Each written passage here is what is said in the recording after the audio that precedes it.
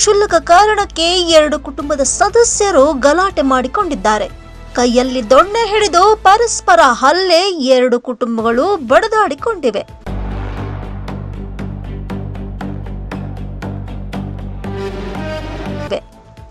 ಭೀಮಪ್ಪ ಜಗ್ಗಲ್ ಎಂಬ ಕುಟುಂಬದ ಮೇಲೆ ಕುಮಾರ್ ಮಿರ್ಚಿಯಿಂದ ಹಲ್ಲೆ ಮಾಡಿರುವ ಆರೋಪ ಕೇಳಿಬಂದಿದೆ. ಗದಗದ ನಂದೀಶ್ವರ ನಗರದಲ್ಲಿ ಈ ಘಟನೆ ನಡೆದಿದೆ.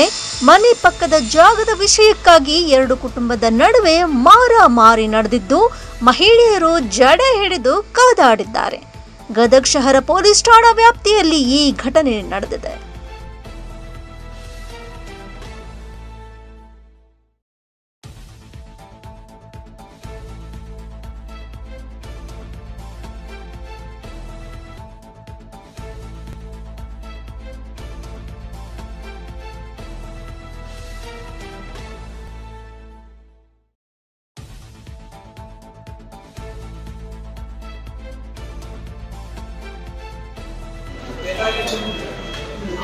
ಭೀಮಪ್ಪ ಜಗ್ಗಲ್ ಅಂದ್ರೆ ನೀವು ಈ ಎದ್ರ ಸಂಬಂಧ ಏನಾಗೈತ್ರಿ ಇದು?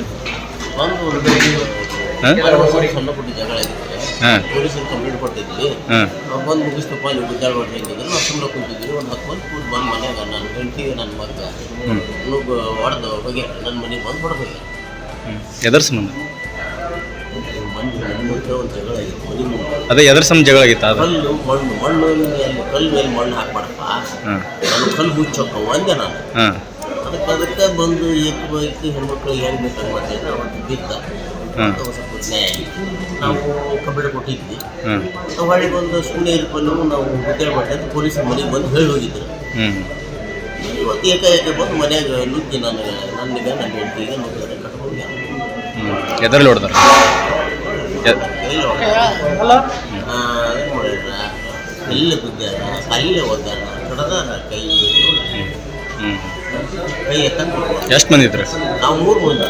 ಅವರು 10-12 ಮಂದಿ ಬರ್ರಿ. ಅವ್ರು ಯಾರ್ಯಾರು ಏನಾಗದ ನೋಡ್ರಿ ಮಾಡ್ಯಾರ ನೋಡ್ರಿ. ಆ ಮನೆ ಊಟ ಮಾಡಿ ಹೊಡೆದೋಗ್ಯಾರ, ಮನೆ ಬಳಕೊಂಡು ಹೊಡೆದೋಗ್ಯಾರ.